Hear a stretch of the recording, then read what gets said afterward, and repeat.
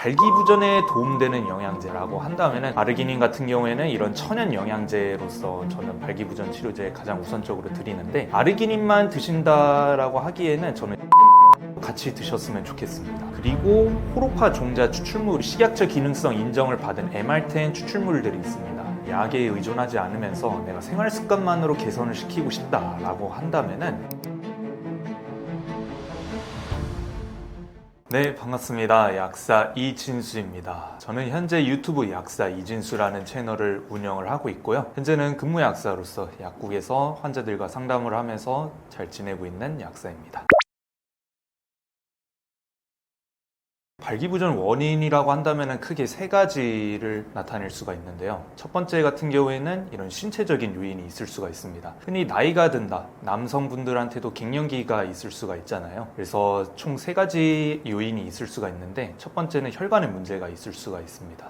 특히 이런 남성 어르신분들 같은 경우에는 3대 질환에 좀 고생하시는 분들이 많죠. 당뇨, 고지혈증, 고혈압, 이렇게 세 가지가 있게 되는데, 이 세 가지를 가지고 있는 분들의 경우에는 이런 혈관에 문제가 있을 수가 있습니다. 그래서 따라서 이런 발기의 원인인 이런 혈관에 문제가 있을 때 발기부전이 일어날 수 있겠다라고 보시면 될 것 같고요. 그 다음에 두 번째는 나이가 역시나 발목을 잡을 수가 있습니다. 나이가 들게 되면 우리 몸속에서 호르몬 분비가 잘 안 나올 수가 있어요.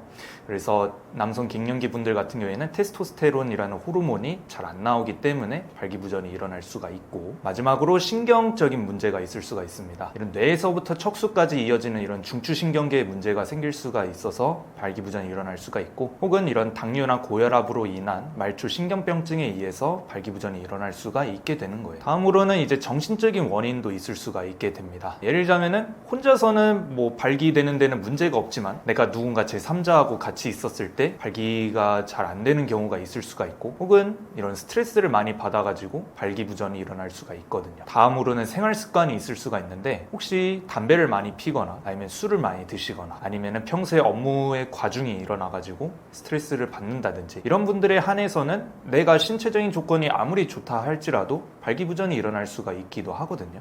또한 약물적 원인도 있을 수가 있습니다. 고혈압 약을 드신다든지 항우울제, 항히스타민제, 혹은 위장약 같은 경우에도 이런 발기부전이 일어날 수가 있거든요. 그래서 약물을 드시고 계신다라고 한다면은 이런 후천적인 경우에 의해서도 발기부전이 충분히 일어날 수가 있습니다. 이런 발기부전 치료제 같은 경우에 대표적인 약물로는 비아그라가 있을 수가 있죠. 비아그라 정말 많이 들어보셨을 텐데, 이 비아그라라는 것은 사실 이런 정말 많은 발기부전 치료제 중에 한 종류 중에 하나예요. 그래서 이런 발기부전을 치료하는 데 있어서는 이런 PD5라는 효소를 억제를 하는 게 핵심이거든요. PD5라는 것이 조금 생소할 수가 있는데, 어떤 거냐면 이게 효소거든요. 포스포다이에스터레이즈 타입 5를 줄임말로 해서 PD5 효소가 될 수가 있는데, 이 친구 같은 경우에는 우리 몸속에서 이 발기가 일어난 것을 스위치를 꺼주게 만드는 역할을 해줍니다. 그래서 혈관을 수축을 시켜서 음경을 작게 만들어주게 된 다음에 혈관을 수축시킴으로써 음경을 작아지게 만들어서 발기를 멈추게 만드는 역할을 해주거든요. 그렇다면 이 효소를 억제를 시키게 된다면 발기를 계속해서 유지할 수 있게 만들 수가 있게 됩니다. 그래서 이 작은 아이디어를 통해서 만들어진 물질들이 대표적으로 비아그라가 될 수 있죠. 그래서 이런 PD5 효소 억제제는 비아그라뿐만 아니라 다른 약물들도 존재를 합니다. 첫 번째로는 이제 시알리스라는 약물이 대표적으로 될 수가 있는데, 타달라필이라는 성분이 있어요. 이 친구 같은 경우에는 이런 작용 시간이 길어가지고 주말약으로 불리기도 합니다. 한 36시간 정도 간다고 하는데 하루에서 반나절까지 꽤 오랫동안 지속이 되죠. 그래서 많은 분들이 이 약을 병원에서 처방을 받기도 하고, 우리나라에서는 구구정이라고 유명한 약이 있어요. 그래서 이 구구정 그리고 88정 이런 것들이 이제 실데나필이나 타달라필 대표적인 약물이 될 수가 있는데, 이름 유래를 살펴보게 된다면 99세까지 팔팔하게 뛴다 라는 의미에서 만들어진 의미다 라고 보시면 될 것 같아요. 이 외에도 다른 약물들도 많은데, 예를 들자면 바데나필 이라는 약도 있습니다. 그래서 우리나라에서는 오리지널 약은 없고 야일라라는 약으로 유명한데요. 이 약 같은 경우에는 복용 후에 15분 후에 바로 효과가 나타나는 약물로서 사람들이 많이 복용하기도 합니다. 그래서 음식에 영향이 적고 부작용도 적어서 안정적인 효과를 기대할 수 있는 약물 중에 하나고요. 그 외에도 우리나라에서 자체적으로 만든 약물들도 있어요. 유데나필 그리고 미로데나필 이런 것들이 우리나라에서 신약 개발로 해서 만들어졌는데, 자이데나라는 약이 유데나필 약물 중에 하나예요. 국내 1호 약물이 약물이 되거든요. 이 약물 같은 경우에는 두 가지 종류가 있습니다. 지속 시간이 약 12시간 정도 진행이 되게 되는데 매일 먹는 약으로 50mg, 75mg이 있게 되고 필요할 때 드시는 100mg과 200mg 종류가 있어요. 그래서 요거 같은 경우에는 이름을 보시게 되면 자이되나 뭔가 잘 되나 이 약물을 먹으면 잘 되나 아니면은 자 이제 됐나 라는 이름에서 지어지게 됐고요. 그 다음에 엠빅스라는 거는 되게 독특하게도 알약으로 된 게 아니라 필름형으로 됐습니다. 그래서 입안에서 필름을 녹여서 먹는 제형이라고 보시면 되는데 우리나라에서 국내 2호로 만들어진 약물이에요. 그래서 입안에서 녹이니까 작용 시간이 빠르고 그리고 부작용도 적을 수가 있거든요. 그래서 이 약물 같은 경우에는 이름에서 봤을 때 엠빅스, 뭔가 M이라고 한다면 남자, 맨을 뜻하고 그리고 빅스는 빅이라고 하죠. 그래서 남자를 위한 약이다 라고 보시면 될 것 같습니다. 그래서 흔한 말로는 이제 내 아내에게 몰래 내가 필름형으로 이렇게 숨기면서 먹는다 라고 해가지고 이런 식으로 드시는 분들도 계신다고 하더라고요. 이런 비아그라 부작용 같은 경우에는 대표적인 예로 혈관을 넓히다 보니까 두통이 있을 수가 있습니다. 그래서 뇌의 혈관을 늘림으로써 뇌의 혈류가 갑자기 많아질 수가 있기 때문에 머리가 아프다 혹은 어지럽다라고 느낄 수가 있고요. 두 번째로는 혈관이 늘어나는 것은 뇌뿐만 아니라 이런 피부 쪽에도 있을 수가 있습니다. 그래서 얼굴이 빨개진다, 안면 홍조가 일어날 수가 있게 되고요. 또 다른 예로는 이런 코 쪽의 혈관도 늘어날 수가 있기 때문에 코가 잘 막히기도 하고 그리고 소화불량도 일어날 수가 있습니다. 이런 내장기관에 혈관이 늘어나게 됨으로써 소화가 갑자기 잘 안 된다, 팽팽해진다 라고 느낄 수가 있거든요. 그 외에도 이런 비아그라를 드실 때 주의해야 될 분들이 계셔요. 이런 심장병이 있는 분들, 뭐 혈압이 높거나 낮거나 하시는 분들은 이런 비아그라제를 드실 때는 굉장히 조심하게 주셔야 할 필요가 있고 이런 뇌졸중을 가지고 있는 분들이나 아니면 신장이나 간이 안 좋으신 분들 같은 경우에는 이 약을 피해 주시는 게 좋습니다.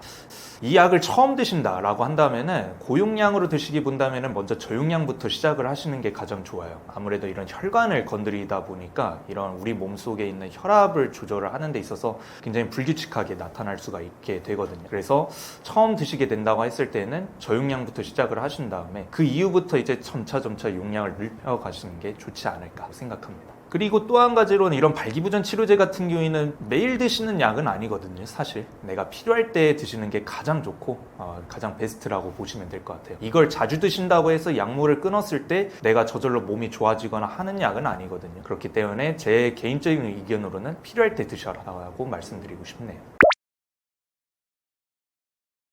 발기부전에 도움되는 영양제라고 한다면 저는 크게 6가지를 대표적으로 들 수가 있어요. 첫 번째는 아르기닌이 될 수가 있습니다. 저는 진짜 이 아르기닌을 가장 우선적으로 이런 발기부전이 있으신 분들한테 영양제로 먼저 권해드리거든요. 아르기닌 같은 경우에는 우리 몸속에 들어왔을 때 NO가스를 생성을 해줍니다. 그래서 산화질소 가스가 늘어나게 된다면 이런 음경에 있는 혈관을 이완을 시켜줌으로써 자극을 주게 되거든요. 그래서 아르기닌 같은 경우에는 이런 천연 영양제로서 저는 발기부전 치료제에 가장 우선적으로 드리는데 아르기닌만 드신다라고 하기에는 저는 시트룰린도 같이 드셨으면 좋겠습니다. 왜냐하면 이 시트룰린 같은 경우가 아르기닌이 우리 몸속에서 들어와서 두 번째 물질로 변했을 때가 시트룰린이 될 수가 있거든요. 이 시트룰린이 요소회로로 들어가게 되었을 때 아르기네이즈라고 해가지고 아르기닌을 분해하는 효소를 좀 억제해주는 역할을 해주게 됩니다. 그래서 아르기닌을 원료로 넣어주고 그리고 시트룰린을 같이 넣어주게 된다면 아르기닌이 우리 몸속에서 계속해서 작용을 할 수가 있게 되겠죠. 그래서 이 두 가지 아미노산을 같이 한 번에 드셔주시면 좋지 않을까 생각합니다. 두 번째로는 타우린. 우리가 흔히 유명한 국민 음료수죠. 바카스에 들어있는 성분 중에 하나예요. 그래서 타우린 같은 경우에는 황소의 뿔처럼 이렇게 힘이 나게 해주고 이 심혈관이나 체력 회복을 도와주는데 가장 중요한 영양제라고 볼 수가 있게 됩니다. 그래서 타우린 같은 경우를 같이 드셔주시면 제일 좋고요. 세 번째로는 아연이 있습니다. 여러분들도 잘 아시다시피 남성 영양제 하면 아연을 빼놓을 수가 없게 되죠. 그 이유가 뭐냐? 바로 테스토스테론을 생성하는데 도움을 주는 영양제가 될 수가 있게 됩니다. 그래서 정자의 생성을 높여주게 되고 테스토스테론 호르몬이 높아지게 되면 자연스럽게 성욕이 증가할 수가 있게 되겠죠. 그래서 저는 이 남성 영양제를 아연도 같이 드시면 좋고요. 네 번째로는 마카가 될 수 있습니다. 블랙 마카라고 많이 들어보셨죠? 약국에서도 요새 많이 영양제로 들어와 있게 되는데 성욕을 증가시키고 정자의 활동성을 개선시켜준다는 보고가 있게 됩니다. 그래서 페루 전통의 뿌리 식물에서 추출이 되기도 하는데 사실 이 마카라는 거는 이런 이런 근거 논문 자료가 그렇게 많지는 않거든요. 그래서 개인적으로 봤을 때는 마카를 우선적으로 드리진 않고 있긴 하지만 내가 기존에 뭐 아연이나 아르기닌을 먹고 있는데 좀 더 추가하고 싶다라고 한다면은 저는 블랙 마카를 좀 더 추가해서 드시면 좋지 않을까 생각해요. 그리고 호로파 종자 추출물이 있게 됩니다. 많이 못 들어보셨을 수도 있게 되는데 남성 호르몬의 균형을 잡아주기도 하고 때로는 이제 성욕을 증가시켜준다는 보고가 있게 돼요. 그래서 호로판이라는 식물을 통해서 이제 추출을 하기도 하는데 간접적으로 도움을 받을 수 있다라는 점을 말씀드리고요. 그리고 식약처 기능성 인정을 받은 MR10 추출물들이 있습니다. 이런 민들레 뿌리 추출물이 될 수가 있게 되는데 이 남성 호르몬을 개선시켜준다는 보고가 있게 되어요. 그래서 우리나라에서 직접적으로 인정해준 추출물이기 때문에 한번 드셔보시면 좋지 않을까라고 생각을 합니다. 만약에 우리가 이런 영양제나 아니면 약에 의존하지 않으면서 내가 생활 습관만으로 개선을 시키고 싶다라고 한다면은 이런 발기부전을 그나마 생활 속에서 극복할 수 있는 방법 중에 하나가 바로 운동이 될 수가 있습니다. 그래서 현대인들이 운동하는 횟수가 많이 줄게 되었잖아요. 그래서 평상시에도 이런 업무적 스트레스로 인해서 집으로 퇴근을 할 때 운동을 안 하는 경우가 있는데 이런 경우가 결국에는 발기부전을 유도할 수 있는 경우가 될 수가 있거든요. 그래서 제일 좋은 경우는 이런 심혈관을 심장의 힘을 기른다라고 한다면 유산소 운동을 자주 해주시는 게 좋습니다. 그래서 러닝이라든지 혹은 뭐 이런 테니스나 아니면 뭐 배드민턴 이런 식으로 해서 심장의 박동수를 높여주는 역할을 해주게 된다면은 이런 발기부전을 치료하는 데 있어서 도움을 주는 운동이 되지 않을까라고 생각을 하고요. 때로는 잠자는 것도 중요합니다. 우리가 이런 수면의 질이 떨어지게 된다면은 이 호르몬의 균형이 좀 떨어질 수가 있게 되거든요. 따라서 이런 잠을 잘 자주는 것이 내 몸을 더 건강하게 만들어주면서 좀 더 자신감 있게 나타내 줄 수 있지 않을까라고 생각합니다. 잇몸에 피가 나는 이유 많이 겪으시는 분들 계시죠. 이런 원인은 크게 두 가지가 있게 됩니다. 가장 첫 번째 예로는 치과 치료죠. 당연하다고 생각하실 수가 있는데 이게 치과 치료를 받다 보면 잇몸을 건드릴 수가 있게 됩니다. 그래서 피가 나거나 좀 이제 잇몸이 좀 상처가 나거나 했을 때 치과약으로 많이 나오기도 하죠. 소염진통제나 항생제를 같이 처방을 해줍니다. 그러므로 인해서 잇몸이 부을 수 있는 것을 좀 최대한 막아주는 역할을 해주고요. 두 번째로는 이런 세균 감염이 있을 수가 있는데 가장 대표적인 예로는 이런 스트레토코커스 뮤탄스라는 가장 유명한 입안에서 생존하는 세균이 있습니다. 이런 균들이 이런 치아를 부식을 시켜주면서 이런 충치가 생길 수 있게 만드는 균이 될 수가 있고요. 혹은 이런 치태나 치석을 만듦으로 인해서 잇몸에 이런 돌처럼 딱딱하게 굳어가지고 잇몸을 내려앉게 만들기도 하거든요. 그래서 염증을 일으키게 되는데 이런 세균 감염으로 인해서 생기는 염증이 치은염이 될 수가 있습니다. 이 치은염 같은 경우에는 잇몸이 부어서 생기는 염증, 여러분들이 흔히 겪는 염증 중에 하나가 될 수가 있게 되거든요. 그래서 이런 피부 조직에서만 잇몸에만 염증을 일으키는 것을 우리는 치은염이라고 하고 치주염은 여기서 더 나아가서 이 잇몸에 안에 있는 이런 이빨의 뼈까지도 염증을 일으키는 것을 의미를 합니다. 그래서 치은염다운 치주염까지 연결이 된다고 보시면 되고요. 그리고 가장 최악의 잇몸 염증이라고 한다면 급성 괴사성 궤양성 잇몸염이 있습니다. 그래서 이거 같은 경우에는 이런 만성 치은염이라고 하죠. 치주염에서 더 나아가서 잇몸을 거의 관리를 안 했다, 아니면 잇몸이 굉장히 약한 분들에 한해서는 잇몸에서 하얗게 궤양이 나타날 수가 있기 때문에 그래서 이런 경우에는 계속해서 주기적으로 치료가 시급합니다. 그래서 방치를 하면 어떻게 될까? 내가 잇몸 관리를 잘 안 하고 이빨을 잘 안 닦고 그리고 치과 치료도 잘 안 받는다 라고 했을 때는 잇몸뼈가 점점 녹아 없어질 수가 있습니다. 정말 최악의 경우가 될 수가 있겠죠. 그리고 치아가 흔들리기 시작하면서 이제 치아를 뽑아야 되는 상황이 올 수도 있고요.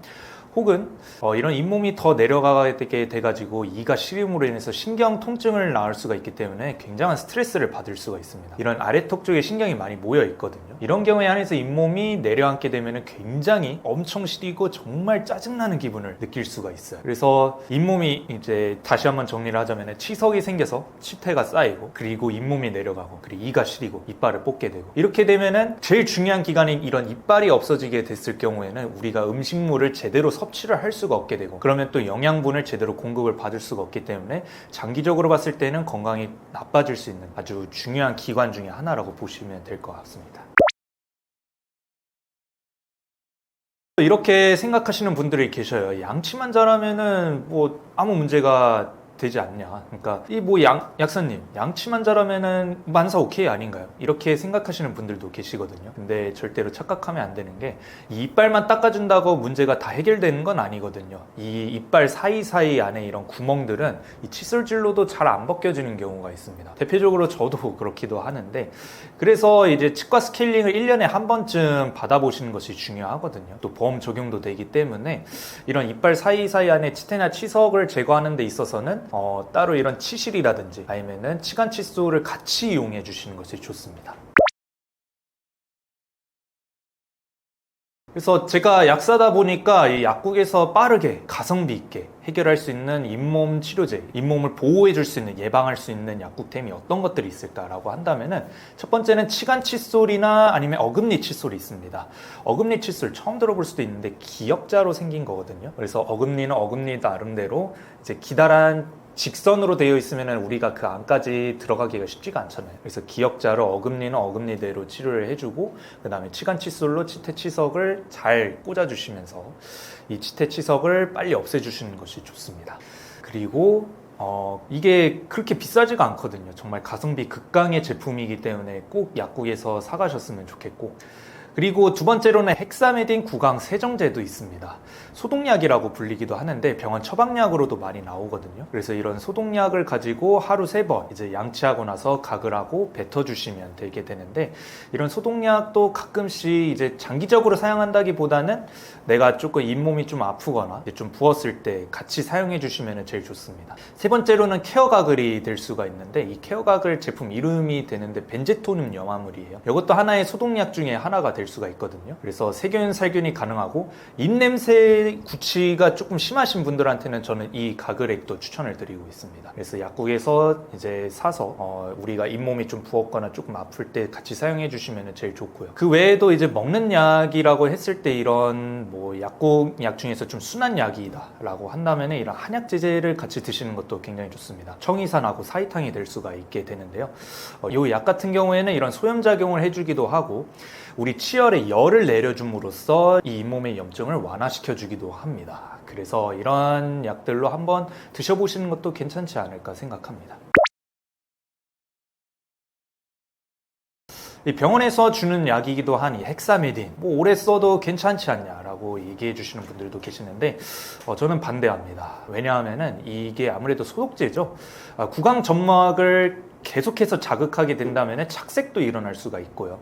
때로는 이 잇몸을 오히려 더 악화시킬 수가 있기 때문에 내가 정말 아플 때, 내가 정말 이 치과 치료를 받고 나서 한 3일 안으로 사용해 주시는 것을 저는 권장해 드립니다. 그래서 저는 필요할 때만 사용하라고 저는 말씀드리고요.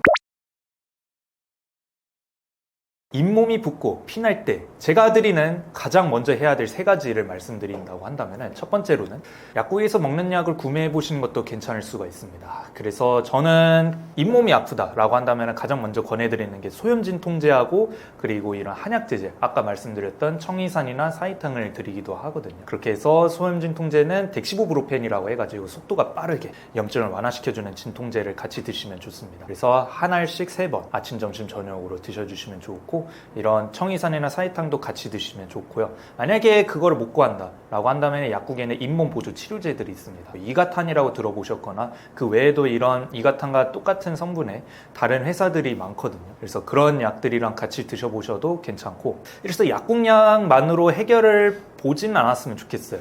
이거는 결국에는 내가 아픈 것만, 염증만 잡아주는 것 뿐이지 원인을 제거할 수는 없거든요. 그래서 가장 중요한 거는 치과 진료 예약을 빨리 잡아주시는 게 좋습니다. 그래서 스케일링을 빨리 받아보셔야 원인을 제대로 제거를 할 수가 있고요. 세 번째로는 칫솔질을 하면서 치간 칫솔, 아까 가성비 극강의 약국템이라고 했죠. 그래서 이런 치간 칫솔을 꼭 같이 사용을 해주시면 치태 치석이 쌓일 확률이 굉장히 낮아질 수가 있습니다. 그래서 저는 이 3가지를 꼭 지켜주셨으면 하는 바람이네요.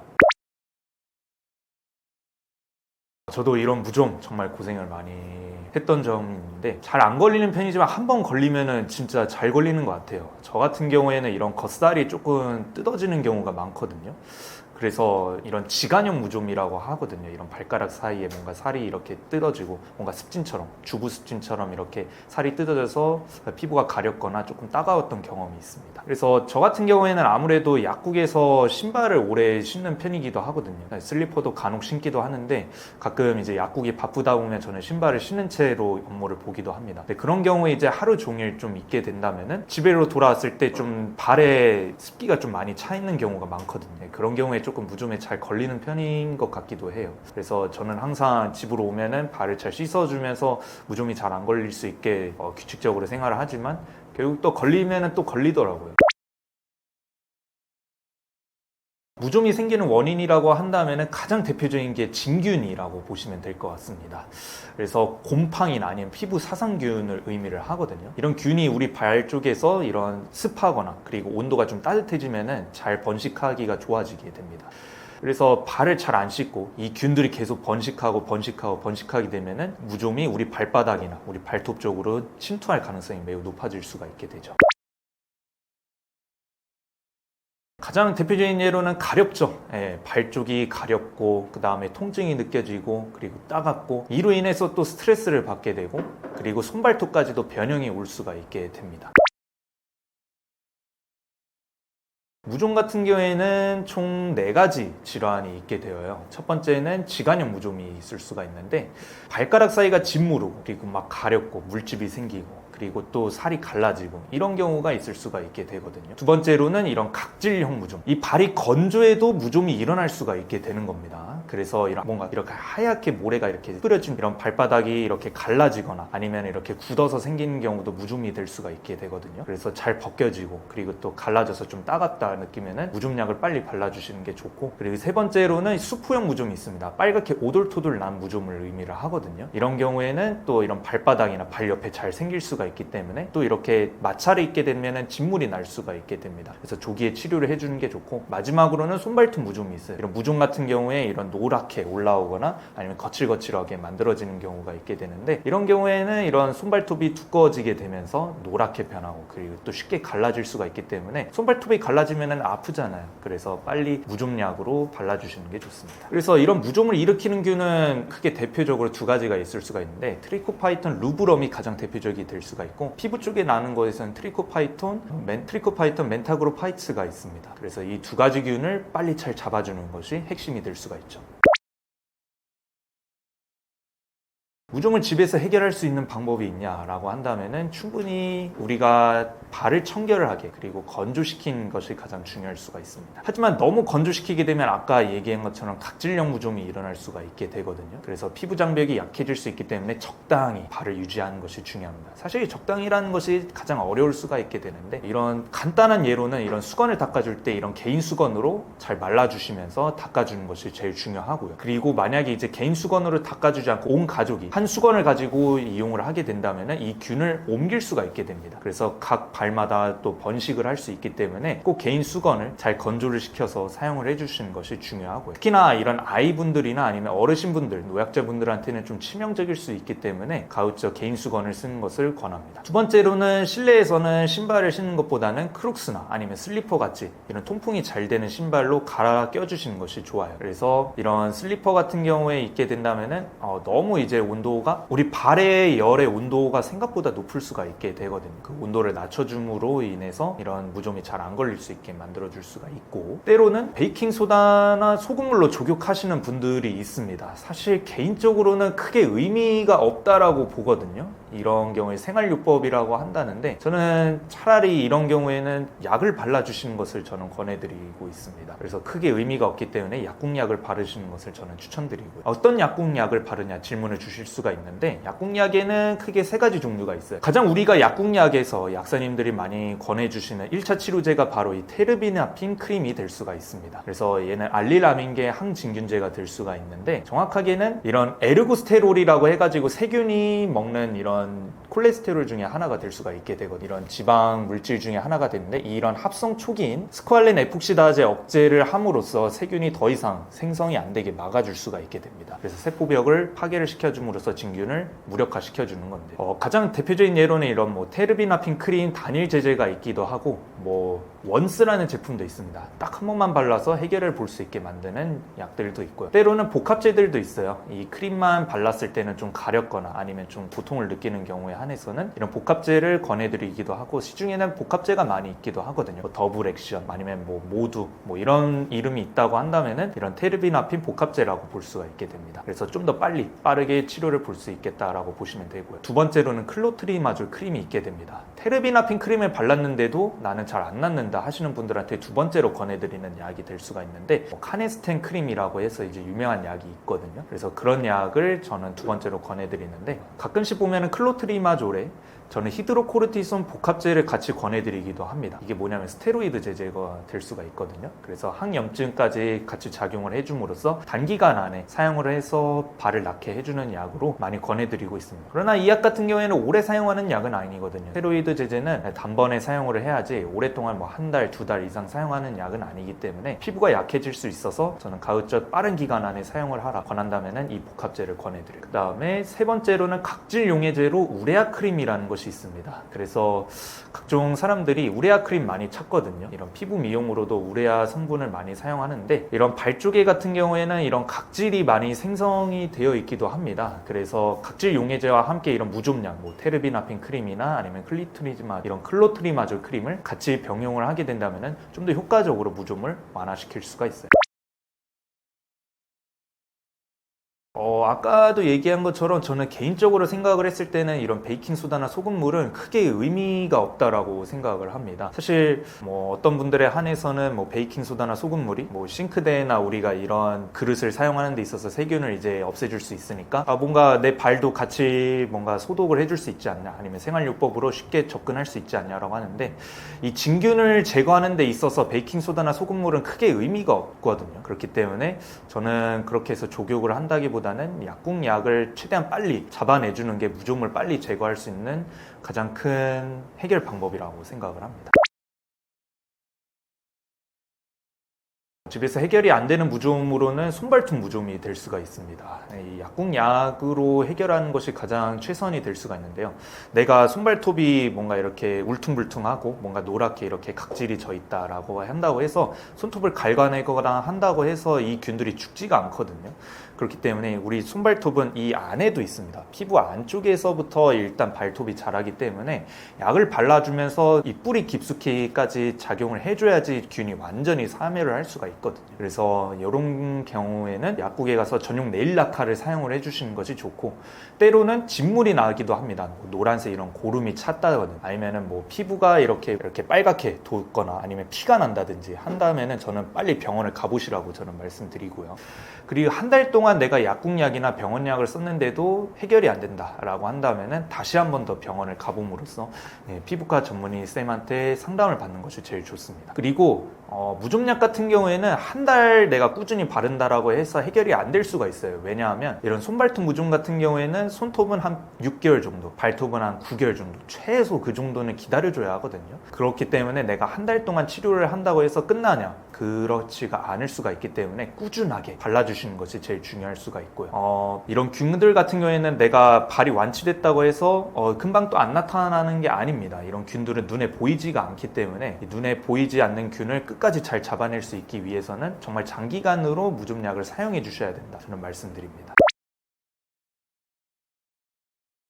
일단은 약을 바르고 나서 어떻게 해결을 봐야 하는지 양말을 신어야 된다든지 아니면 드라이로 건조를 시켜야 된다든지 이런 분들이 계시는데 드라이로 이렇게 열을 건조시킨다기보다는 한 5분 정도는 이제 약물이 내 발에서 이렇게 건조시킬 수 있게 도와주는 것이 좋고요. 때로는 양말을 신는 것도 좋은 방법이 될 수가 있습니다. 이런 자기 전에 이불에 묻을 수도 있고 아니면은 약이 어디인가 이렇게 묻게 된다면 효과가 좀 떨어질 수가 있잖아요. 그래서 사실 5분 정도면은 우리 피부에 침투하는데 충분하긴 한데 전 걱정이 되신다라고 한다면 자기 전에 양말을 신어주는 것도 괜찮은 방법이 될 수가 있습니다.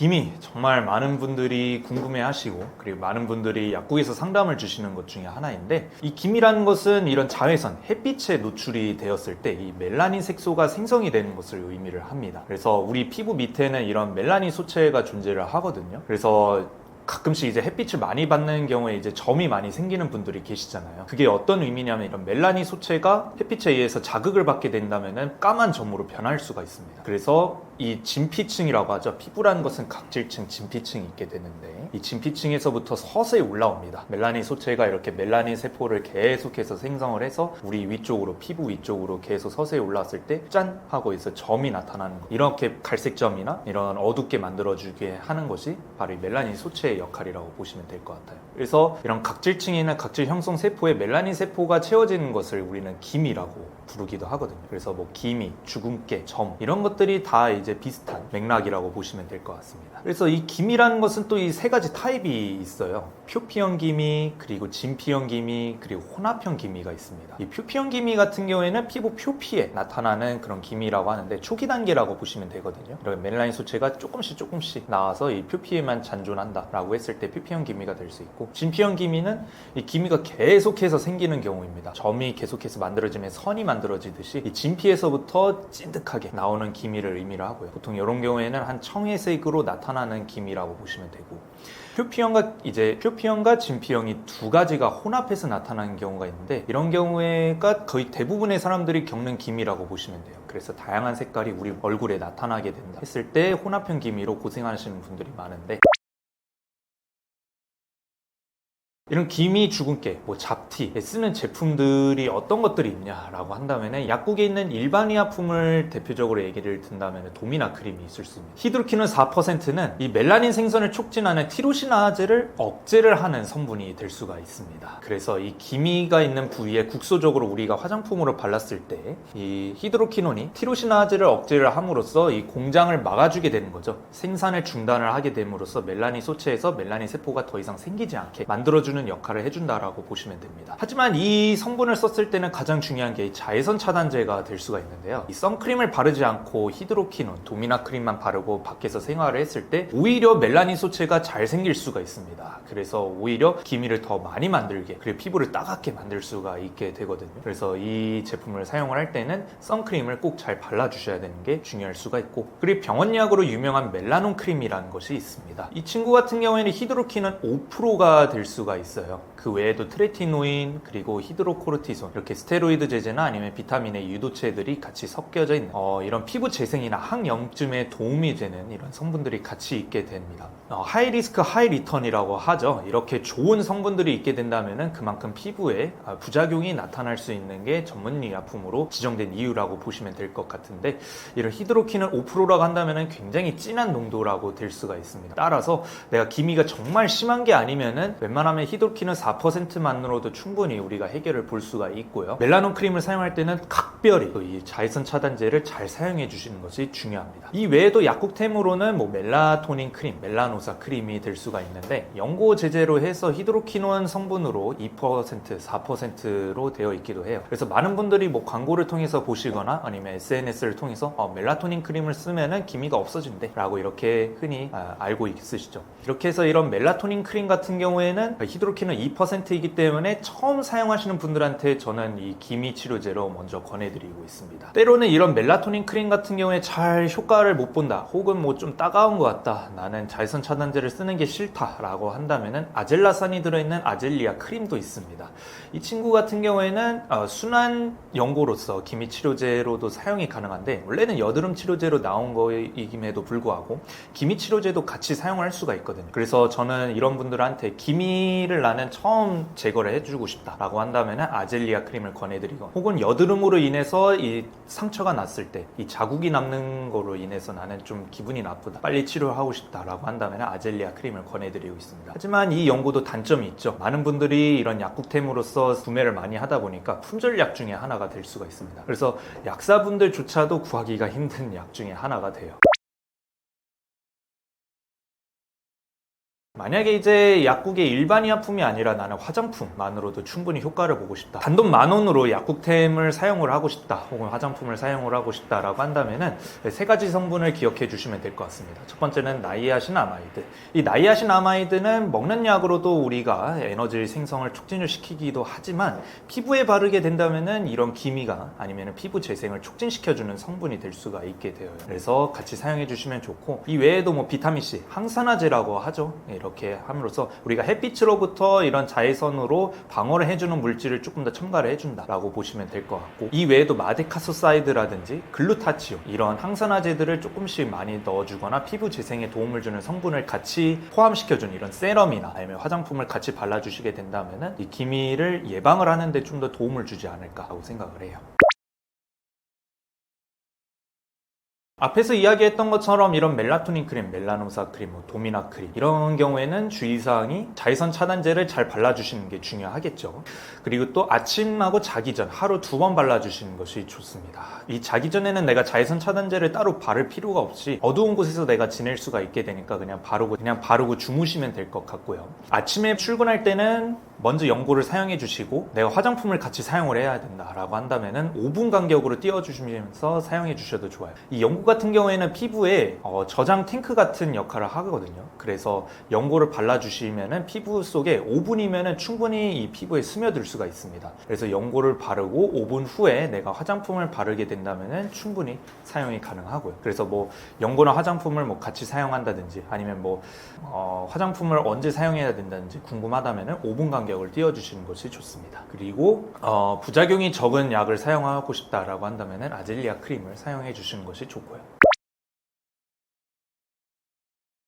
청소년 분들 아니면은 이제 20대, 30대 분들도 여드름, 뾰루지 이런 것들이 많이 생기기도 하잖아요. 그래서 내가 홧김에 그냥 노란 뾰루지를 터트려 가지고 상처가 났을 때 이런 식으로 해서 이제 검은 반점이 남아서 너무 스트레스를 받는다 라고 한다면은 가장 1순위로 아젤리아 크림을 저는 권해드립니다. 이 아젤리아 크림 안에는 여드름을 제거해 줄 수 있는 이 여드름균을 없애줄 수 있는 아젤리아산이 존재하기도 하고요.